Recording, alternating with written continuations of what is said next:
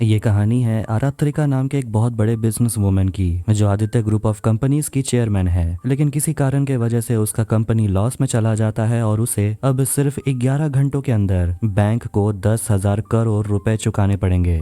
और अगर वो ऐसा नहीं करती है तो उसे और उसके कंपनी को टेक ओवर करने के लिए कई सारे दुश्मन बैठे हुए हैं। तो क्या आरात्रिका खुद को और अपने कंपनी को बचा पाएगी, वो भी सिर्फ 11 घंटों के अंदर? जानेंगे आज की कहानी में, जो है तमन्ना भाटिया की एक वेब सीरीज जिसका नाम है 11 टावर। कहानी की शुरुआत में हम आरात्रिका रेड्डी से मिलते हैं, जो आदित्य ग्रुप ऑफ कंपनीज की चेयरमैन है। और वो कह रही होती है कि कभी कभी सही डिसीजन भी उन्हें मुसीबत में डाल देते हैं। वो अपनी माँ और अपने बेटे यश से बहुत ज्यादा प्यार करती है, और उसके पापा है मधुसूदन रेड्डी, और उनके लिए बस उनका बेटा आदित्य और बिजनेस और पैसा यही मायने रखता है। देखते हैं कि जब आरात्रिका छोटी थी तो उसके पापा उससे गुड़िया छीनकर आदित्य को दे देते हैं, क्योंकि वो आदित्य को अपने बेटी से ज्यादा प्यार करते थे। और घर आकर वो नशे की हालत में अपनी पत्नी को पीटा भी करते थे। वो कह रही होती है कि 8 साल पहले उसे अपने कंपनी का कार्यभार सौंपा गया, लेकिन उसके पापा ये कंपनी उसे देना नहीं चाहते थे। लेकिन आरात्रिका के अंकल जगन ने उसके पापा को मनाया कि आदित्य से कुछ नहीं होने वाला, तुम्हारी बेटी होशियार है और वो सब कुछ संभाल लेगी। और जगन की बात मानकर उसके पापा कागज पर साइन कर देते हैं। लेकिन ये एक साइन के वजह से आरात्रिका के पापा के दुश्मन अब आरात्रिका के दुश्मन बन गए थे, क्योंकि अब कंपनी आरात्रिका की हो गई थी।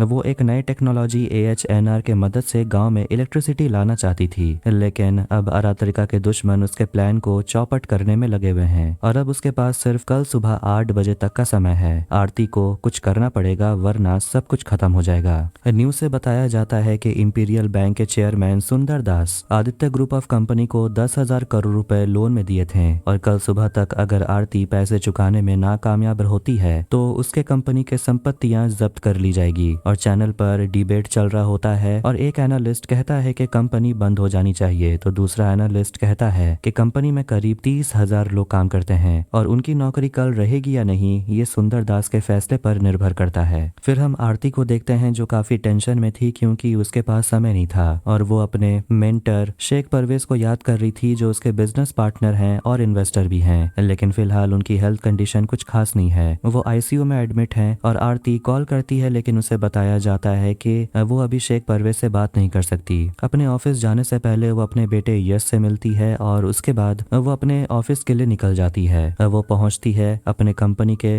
बोर्ड रूम में, जहां सभी मीटिंग के लिए आए होते हैं। और आरात्रिका को बताया जाता है कि एक्सॉन कंपनी की तरफ से एक अच्छा ऑफर आया है, जो आपको कंसिडर करना चाहिए। आरात्रिका बिल्कुल भी इंटरेस्टेड नहीं है, लेकिन अगर उसे पैसे चाहिए तो उसे ये ऑफर को ले लेने के बारे में सोचना पड़ेगा। उसे एक्सॉन कंपनी का मालिक राज्यवर्धन मिलने के लिए आता है। आरात्रिका को अपना प्रपोजल के बारे में बताते हैं और कहते हैं कि वो मिलकर आदित्य ग्रुप ऑफ कंपनी को खरीद लेंगे। आरती उनके प्रपोजल को मना कर देती है और कहती है कि वो किसी और कंपनी को अपने कंपनी को बेचेगी नहीं, और राज्यवर्धन जैसे लोगों को तो बिल्कुल भी नहीं, जो 10 साल से उसे मिटाने की कोशिश कर रहा है। राज्यवर्धन कहता है कि तुम्हारे इसी एटीट्यूड के वजह से तुम्हारी कंपनी का ये हाल है। कल सुबह अपने एम्प्लॉयज को तुम क्या जवाब दोगी? गुस्से में वो मीटिंग कैंसिल कर देती है और अपने घर आ जाती है। उसके अंकल जगन उसे समझा रहे होते हैं, मुझे पता है कि तुम शेख परवेज का इंतजार कर रही हो कि वो तुम्हारी मदद करेंगे, लेकिन बिजनेस में कोई भी परमानेंट दोस्त और दुश्मन नहीं होता। फिर मीटिंग में जो कुछ भी हुआ, राज्यवर्धन उसको काफी पर्सनल ले लेता है, और अब वो अपने एडवाइजर पीटर से कहता है कुछ भी हो जाए आरती और उसका परिवार सड़क पर आ जाना चाहिए। फिर पीटर के पास एक हाउसकीपर आती है और उसे देखकर स्माइल करती है। फिर वो हाउसकीपर नोरा एक कमरे में जाती है और वहाँ ठहरे हुए एक चाइनीज आदमी और औरत को अपना बंदी बना लेती है, और वहाँ उसे एक रेडियो कम्युनिकेशन सिस्टम दिखता है। इसके बाद वो अपना फोन निकालकर किसी को इस बारे में इन्फॉर्म करती है। अब 12:40 हो चुके थे। पीटर, जो राज्यवर्धन का एडवाइजर है, वो आरती को जाकर कंपनी छोड़ने के लिए $10 मिलियन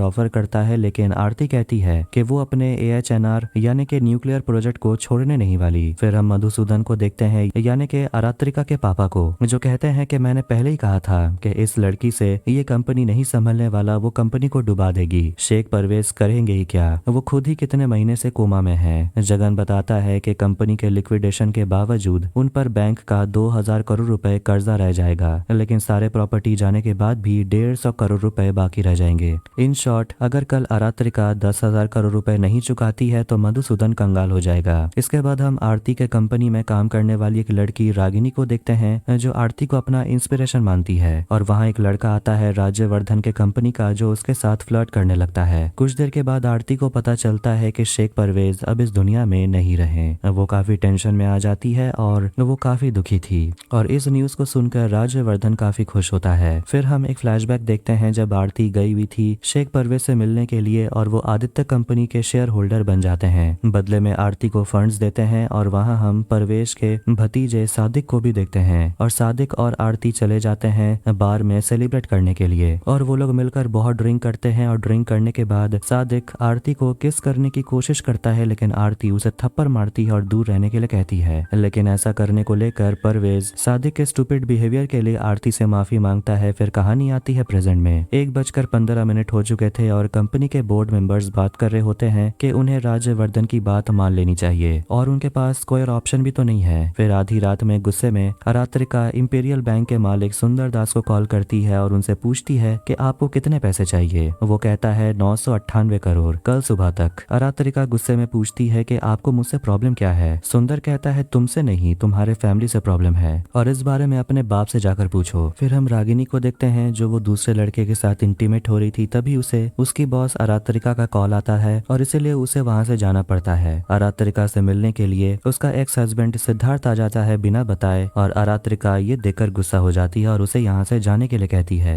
लेकिन सिद्धार्थ आरात्रिका को अपनी कंपनी बेचने के लिए एक डील ऑफर करता है, और आदित्य ग्रुप ऑफ कंपनीज के बदले वो उसे $20 मिलियन भी ऑफर करता है। लेकिन आरात्रिका मना कर देती है और उसे यहाँ से निकल जाने के लिए कहती है, और उसकी एक एम्प्लॉय रागिनी उसे मिलने के लिए आती है। फिर कहानी जाती है 2015 हैदराबाद में एक बिजनेस डील करने के बाद। जब आरती अपने घर आती है तो वो अपने पति सिद्धार्थ को एक दूसरी औरत के साथ इंटीमेट होते हुए पकड़ लेती है। यह देखकर आरती अपना बंदूक निकाल लेती है और अपने पति से कहती है जो कर रहे थे वही करो। इसके बाद वो अपने पति का तस्वीर खींच लेती है और वो दोनों से कहती है अब मेरे घर से निकल जाओ। प्रेजेंट में सिद्धार्थ अंकल जगन से मिलने के लिए जाता है, और वो भी उन्हें समझाने की कोशिश करता है कि मैं जानता हूँ AHNR प्रोजेक्ट आरात्रिका की जान है और वो उसे कभी नहीं छोड़ेगी, लेकिन उस प्रोजेक्ट को कामयाब बनाने के लिए उसे पॉलिटिकल कनेक्शंस बनाने होंगे, मिलिट्री अप्रूवल, ये सब कुछ चाहिए होगा जो सिद्धार्थ आराम से करवा सकता है। जगन हंसता है और ये देखकर सिद्धार्थ $40 मिलियन ऑफर करने के लिए तैयार हो जाता है, और इतने पैसों से आरात्रिका जगन सभी आराम की जिंदगी जी सकते हैं। फिर वो जगन को याद दिलाने लगता है कि वो 40 साल से इस कंपनी में है, लेकिन आखिर उसे मिला क्या, वो अभी भी इस कंपनी का एम्प्लॉय है। ये तीखी बात उसे चुभ जाती है और इस बारे में वो मधुसूदन से बात करता है और कहता है कि हम सिद्धार्थ पर भरोसा तो नहीं कर सकते, लेकिन सिचुएशन ही ऐसा है कि करे क्या। मधुसूदन को सिद्धार्थ के ऑफर पर इंटरेस्ट आ रहा था, इसीलिए वो जगन से कहता है कि इस डील के बारे में मुझे और डिटेल निकाल कर बताओ। जगन अपने बेटे सौरभ को कॉल करता है और पता चलता है कि जगन की पोती रिया को कैंसर है, और रिया जगन से मिलना चाहती है, लेकिन जगन यहाँ ऐसे सिचुएशन में फंस गया है कि वो अपने घर भी नहीं जा सकता।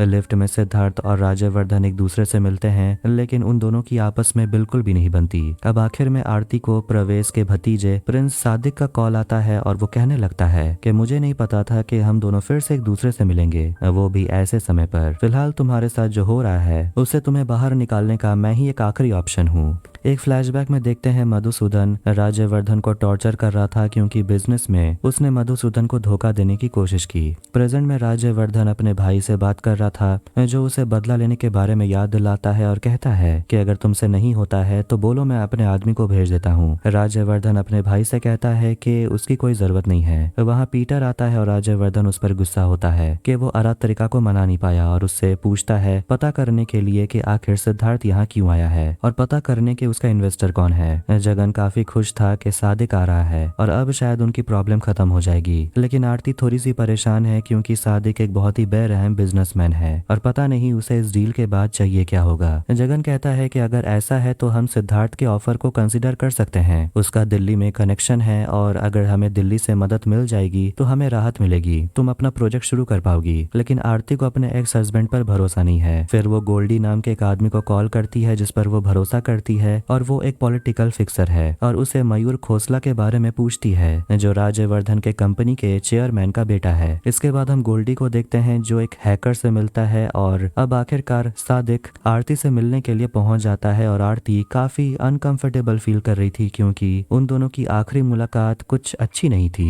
लेकिन इसके बावजूद सादिक आरती को गले लगाता है और अपने पीए सुमोना से कहता है कि वो और आरात्रिका एक ही बिजनेस स्कूल में पढ़ते थे और जाने से पहले वो आरात्रिका से कहता है कि आधे घंटे में मेरे कमरे में आना कॉफी पीने के लिए। तभी आधी रात में आरात्रिका का बेटा यश का कॉल आता है जो एक भयानक सपना देखकर बहुत डर गया था। आरती अपने बेटे को समझा बुझाकर सोने के लिए कहती है। पीटर को देखते हैं जो किसी अंग्रेज बिजनेसमैन से बात कर रहा था और उसे बता रहा होता है कि सादिक भी यहाँ आ गया है और आरती का हस्बैंड सिद्धार्थ यहीं पर है। यशवर्धन के भाई को देखते हैं जो अंकल हर्षवर्धन से बात कर रहे थे। तभी हर्षवर्धन से मिलने के लिए मधुसूदन आते हैं और मधुसूदन कहने लगते हैं कि मैंने तुम्हें एयरपोर्ट कॉन्ट्रैक्ट में धोखा दिया था, इसलिए तुम मुझे और मेरे कंपनी को इस मुकाम तक ले आए। तुम्हें और क्या चाहिए? हर्षवर्धन कहता है यही तो मुझे चाहिए था, तुम्हें बर्बाद होते हुए देखना चाहता हूँ, पूरे परिवार को बेघर होते हुए देखना चाहता हूँ। मधुसूदन के वहां से जाने के बाद हाउसकीपर नोरा यशवर्धन के कमरे में जाती है। तभी यशवर्धन के असिस्टेंट के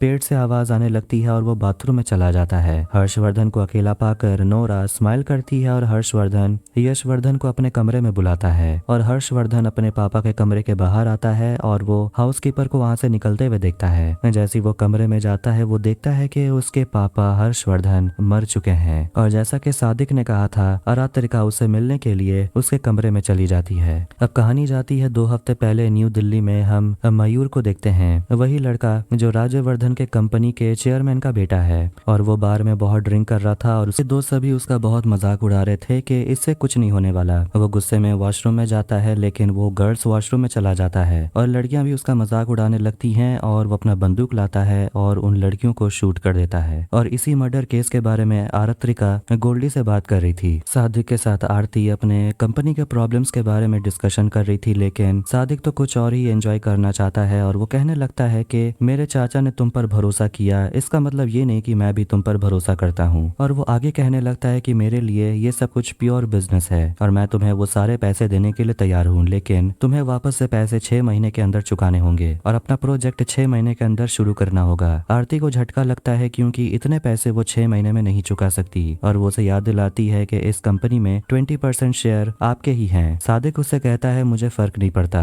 तुम्हारे पास एक ही ऑप्शन है, तुम मुझसे सारे पैसे ले लो या फिर इस डील को जाने दो। अपने पापा हर्षवर्धन को खोने के बाद राज्यवर्धन काफी रोने लगता है और उसे गुस्सा भी आ रहा था कि आखिर ये कर कौन सकता है। गोल्डी एक सीबीआई ऑफिसर से मिलता है और उसे रिश्वत देने की कोशिश करता है और एक फ्लैट दिखाता है और कहता है कि कल सुबह तक ये आपका होगा। ऑफिसर डील मान लेता है और कहता है कि अपने लोगों से कहो आधे घंटे में मुझसे मिलने। जगन सिद्धार्थ से मिलने के लिए आता है जो जिम में वर्कआउट कर रहा था और उसे भी पता है कि सादिक ने भी एक बहुत ही बकवास सा ऑफर दिया है जो आरती ठुकरा देगी। फिर सिद्धार्थ जगन के बेटे सौरभ के बारे में बात करने लगता है जिसे भी कोर्ट के तरफ से ऑर्डर आया है उसे अपने कंपनी को 1 हफ्ते के अंदर बंद कर दिया जाएगा अगर उसने 70 करोड़ रुपए नहीं चुकाए तो। सिद्धार्थ मदद के लिए मान जाता है। राज्यवर्धन बंदूक दिखाकर अपने असिस्टेंट पीटर से पूछता है कि तुमने आरती को $10 मिलियन ऑफर क्यों किए, क्या तुम अभी भी उससे प्यार करते हो? पीटर बताता है कि सिद्धार्थ ने $20 मिलियन ऑफर किए हैं, उसे चाइनीज इन्वेस्टर्स का सपोर्ट है और वो राज्यवर्धन से पूछता है कि अगर तुम्हारे पास कोई और अच्छा ऑफर है तो बताओ, मैं आरती को मना सकता हूँ। इसके बाद हम एक हस्बैंड वाइफ को देखते हैं जिन्हें रात के 3 बजे कॉल आता है और उन्हें एक एड्रेस पर पहुंचने के लिए कहा जाता है, वो भी फूड डिलीवरी बनकर। अब 3:25 हो चुके हैं और आरात्रिका गोल्डी से बात कर ही रही थी कि उसका एक्स हस्बैंड सिद्धार्थ उसे मिलने के लिए आता है और उसे पूछता है कि मेरे डील में आखिर कमी क्या है, मैंने तुम्हें सबसे अच्छा डील दिया है। आरात्रिका उसे कहती है कि मुझे तुम्हारा डील नहीं सुनना, तुम यहाँ से निकल जाओ। और वो दोनों जो 5 साल से यश के लिए कस्टडी बैटल लड़ रहे हैं, सिद्धार्थ कहता है कि मैं वो बैटल छोड़ दूंगा। बदले में वो चाहता है कि आरती उसके डील वाले पेपर्स पर साइन कर दे और बदले में वो यश को कस्टडी ले सकती है, लेकिन वो नहीं मानती और कहती है कमरे से बाहर निकल जाने। सादिक से मिलने के लिए राज्यवर्धन आता है और उसे 16th सेंचुरी का एक खंजर दिखाता है। राज्यवर्धन के पूर्वज दुर्गादास राठौर ने इसी खंजर से औरंगजेब के 100 सोल्जरों को मारा था। अभी भी इस खंजर पर उनके खून के निशान होंगे। वो अपने पूर्वज की निशानी वो सादिक को दे देता है। सादिक पूछता है कि बदले में तुम्हें क्या चाहिए। राज्यवर्धन कहता है कि मैं बस आपसे दोस्ती करने के लिए आया हूँ। फिर हम उसी बार में गोल्डी को देखते हैं जहाँ मयूर ने लड़कियों को मार दिया था और वहाँ वो एक लड़के को कहता है उस मर्डर सीन को दोबारा से रिक्रिएट करने के लिए, जैसे कि मयूर ने उन लड़कियों को मारा था, और ये सब कुछ रिकॉर्ड कर लिया जाता है। सीबीआई ऑफिसर से मिलने के लिए वही हैकर आता है और उस दिन जो मर्डर हुआ था वो रियल फुटेज डिलीट करके ये नया फुटेज लगा देता है और पेन ड्राइव वो उस ऑफिसर को दे देता है और वो उस हैकर से कहता है कि तुम जो एंजाइटी की दवाई लेते हो उसका प्रिस्क्रिप्शन मुझे कल देखना है। फिर हम उस हस्बैंड वाइफ को देखते हैं जो फूड डिलीवरी वाले बनकर एक एड्रेस पर पहुंचते हैं और उस घर के वॉचमैन को मार देते हैं। वो घर के अंदर जाते हैं और पता चलता है कि ये घर तो आरात्रिका का है और वो आरात्रिका के बेटे के बेबी सीटर को मार देते हैं और वो दोनों यश को किडनैप कर लेते हैं और ये समय है 3:51। अब एक फ्लैशबैक में हम आरती को परवेज के साथ देखते हैं जिसने आरती के कंपनी में इन्वेस्ट किया है और वो उसे nuclear fission expert mister brand से मिलाते हैं जो एक जर्मन साइंटिस्ट है और आरात्रिका उनके सामने अपना पिच देती है और उन्हें समझाती है कि उसका उद्देश्य यही है कि देश के हर कोने में सेफ और क्लीन पावर पहुंचे, वो भी बिना पॉल्यूशन के, और यही आरती का ड्रीम है। डॉक्टर ब्रांड इम्प्रेस हो जाते हैं और वो डील पक्की हो जाती है। प्रेजेंट में आरात्रिका डॉक्टर ब्रांड से बात करने की कोशिश कर रही थी लेकिन कॉल नहीं लगता। वो अपने एक बोर्ड मेंबर से बात कर रही थी जो कहते हैं कि 6 महीने के अंदर ये प्रोजेक्ट शुरू करना इम्पॉसिबल है क्योंकि सिक्योरिटी क्लियरेंस हमें गवर्नमेंट से लेना होगा। और ये मुसीबत कम नहीं था कि आरात्रिका को पता चलता है कि उसका बेटा यश किडनैप हो चुका है। वो बेबी सीटर को कॉल लगाती है लेकिन वो तो मर चुकी थी, इसलिए वो कॉल नहीं उठाती। किडनैपर कॉल करता है और आरात्रिका से कहता है कि तुम्हारे कमरे में कोई आ रहा है, उससे पूछो कि तुम्हारा बेटा कहाँ गया। आरात्रिका के कमरे में पीटर आता है और वो गुस्से में उसे पूछने लगती है कि आखिर तुमने किया क्या है। फिर किडनैपर फोन करता है और हंसते हुए आरात्रिका से कहता है कि उस आदमी को तंग मत करना, उसे कुछ नहीं पता। आरात्रिका बहुत दुखी हो जाती है और रोने लगती है और पीटर को बताती है कि उसका बेटा किडनैप हो गया। पीटर जो कहीं ना कहीं आरात्रिका को पसंद करता है, वो उसे रोता हुआ देखकर पिघल गया था और वो उसे कहता है कि वो पता लगाएगा कि आखिर ये सब कर कौन रहा है। सिद्धार्थ मधुसूदन को जाकर मक्खन लगाने लगता है और कहता है कि उसे ये डील किसी भी कीमत पर चाहिए और आरात्रिका जगन को फोन करके बताती है कि यश किडनैप हो गया है। जगन पुलिस को इन्फॉर्म करना चाहता है पर आरात्रिका मना करती है क्योंकि इससे उसका बेटा खतरे में आ जाएगा। पीटर आरात्रिका के घर चला जाता है चेक करने के लिए लेकिन उसे वहां यश नहीं मिलता। उसके घर के आंगन में उसे एक सिम कार्ड पड़ा हुआ मिलता है। आरात्रिका बहुत ज्यादा रो रही थी और वो कहती है कि वो अपने बेटे के लिए इस कंपनी का चेयरमैनशिप भी छोड़ देगी, लेकिन पीटर उसे समझाता है कि यही तो वो लोग चाहते हैं कि तुम हार मान जाओ। आरात्रिका एएसपी को कॉल करती है और उनसे एक फेवर मांगती है और उनसे एक सिम कार्ड का पता लगवाने के लिए कहती है। फिर वो भी पीटर से कहती है पुलिस स्टेशन जाने के लिए। सिद्धार्थ आरात्रिका के कमरे में आता है और आरात्रिका उस पर चिल्लाने लगती है कि तुमने मेरे बेटे के साथ क्या किया। तभी उसे किडनैपर का कॉल आता है और आरात्रिका उसे भीख मांगने लगती है कि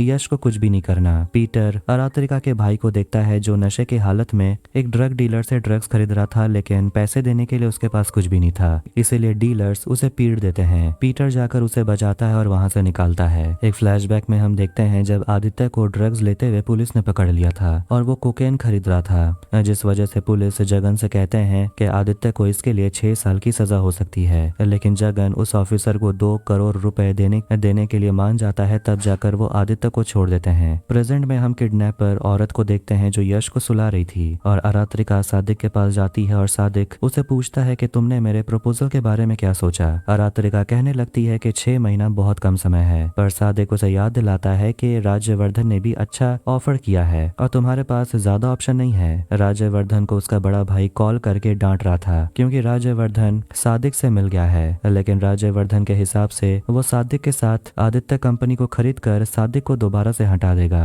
पीटर आदित्य को लेकर आरात्रिका के पास आता है और आरात्रिका अपने भाई को बताती है कि हमारे फार्मास्यूटिकल कंपनी से 100 करोड़ रुपए गायब हो गए हैं। सिद्धार्थ को उसके चाइनीज इन्वेस्टर्स का कॉल आता है जो उसे बताते हैं कि तुम्हें किसी भी तरह AHNR प्रोजेक्ट को अपने हाथ में लेना होगा, वरना मैं तुम्हें बचाने के लिए कुछ नहीं कर पाऊंगा।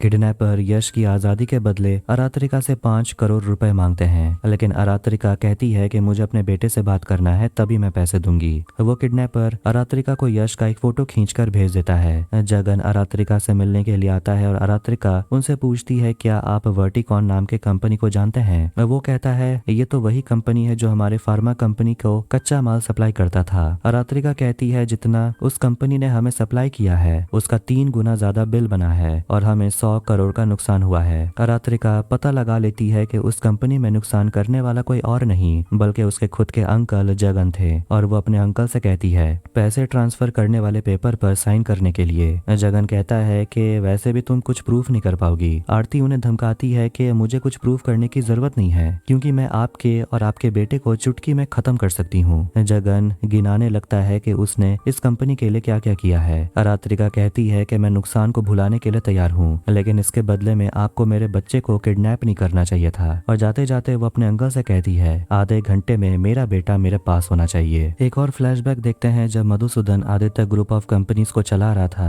और वो एक लोन सैंक्शन करवाने के लिए इंपीरियल बैंक जाता है लेकिन सुंदर दास लोन देने से मना कर देता है और मधुसूदन उसे बहुत पीटता है और जबरदस्ती अपने लिए लोन सैंक्शन करवाता है। अब प्रेजेंट में सुबह के 6 बज चुके हैं और अब आरती के पास सिर्फ 1 घंटा बचा है, इसलिए सुंदर दास अपनी मीटिंग शुरू कर देते हैं और 1 घंटे के बाद वो कंपनी के प्रॉपर्टी को जब्त करना शुरू कर देंगे। नोरा वहां पर आकर सुंदर दास को चाय और बिस्किट सर्व करती है और राजवर्धन के जगह पर एक बोतल रख देती है। जब यश को वापस करने का समय आता है तो किडनैपर औरत अपने पति से कहती है कि वो यश को वापस नहीं करना चाहती, वो उसे अपने पास रखना चाहती है क्योंकि उनके पास कोई बच्चा नहीं था। लेकिन उसका पति कहता है बकवास मत कर, हम ऐसा नहीं कर सकते। अरात्रिका सोच रही होती है कि राजवर्धन हमेशा उसे 2 कदम आगे कैसे रहता है, जरूर उसे कोई मदद कर रहा है। किडनैपर यश को लौटा देता है और रागिनी जाकर विक्रम से मिलती है जिसके साथ वो फ्लर्ट कर रही थी और उसके साथ वो कुछ इन्फॉर्मेशन भी शेयर की थी और उसे लगता है कि उसी ने अपने बॉस राजवर्धन को सब कुछ बता दिया होगा।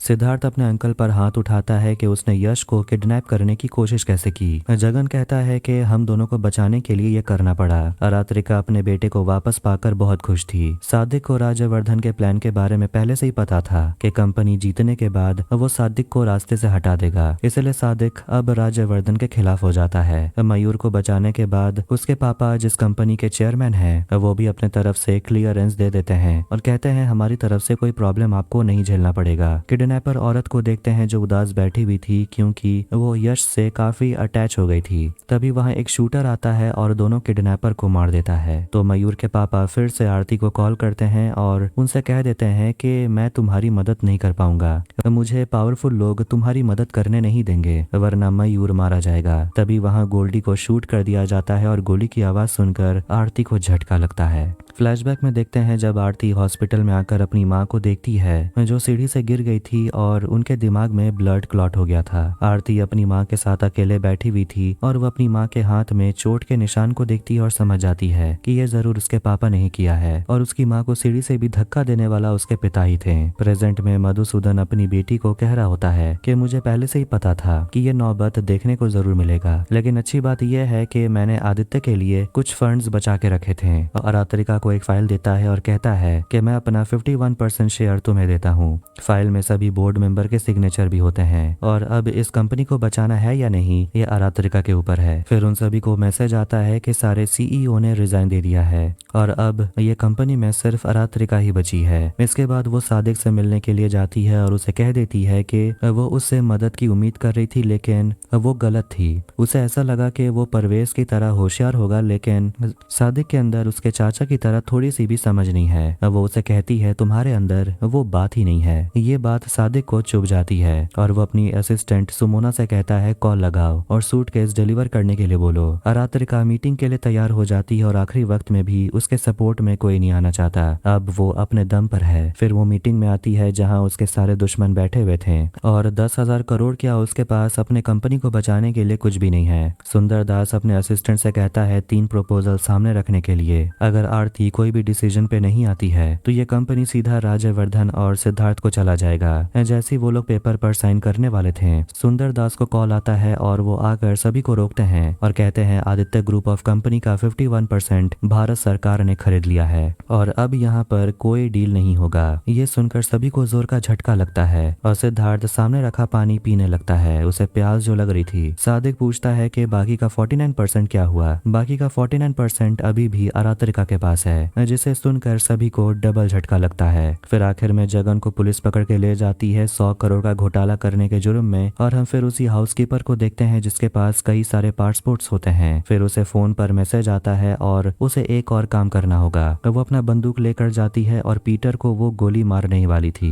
इसके बाद कहानी आगे जाती है और हम आरती को सक्सेस पार्टी मनाते हुए देखते हैं। वो अपने AHNR प्रोजेक्ट कंपनी को भी लॉन्च कर रही थी और वो सोचती है कि वो अपने पापा की तरह कभी गलती नहीं करेगी। इसके बाद हम देखते हैं कि वो जगन के बेटे सौरभ को अपने कंपनी का CEO बना देती है, और यहाँ हमें पता चलता है कि कैसे वो अपने पापा को फंसाकर उनसे अपने ही कंपनी का 51% शेयर वापस ले लेती है, जो कि उसका ही प्लान था। AHNR जैसे न्यूक्लियर फ्यूजन प्रोजेक्ट को पाने के लिए अमेरिका, अरब, चाइना सभी पीछे पड़े हुए थे। होम मिनिस्टर को भी इस बारे में पता चल जाता है, और अगर इतना बड़ा कंपनी बंद हो गया तो कम से कम 30,000 लोगों की नौकरी चली जाएगी, और इससे देश को बहुत ज्यादा नुकसान होगा। उसके ऊपर से ये न्यूक्लियर फ्यूजन प्रोजेक्ट दूसरे देश के हाथ लग जाएगा, और इससे देश को बहुत बड़ा नुकसान झेलना पड़ेगा, और इससे शायद यहाँ की सरकार भी गिर सकती है। इसलिए होम मिनिस्टर के कहने पर सुंदरदास मीटिंग कैंसिल कर देते हैं और डील ऑफ हो जाती है, और Indian government Aditya group of company के 51% शेयर खरीद लेते हैं। सादिक ने जो 2 सूटकेस मंगवाने की बात की थी उसमें पैसे थे जो वो लोगों को रिश्वत दे रहा था, और इसी वजह से उसे वापस अपने देश भेज दिया जाता है। तो वहीं हम एक्स हस्बैंड सिद्धार्थ को देखते हैं जो मीटिंग में पानी पीने के वजह से उसका शरीर पैरालाइज हो गया था, क्योंकि नोरा ने उसमें कुछ मिला दिया था।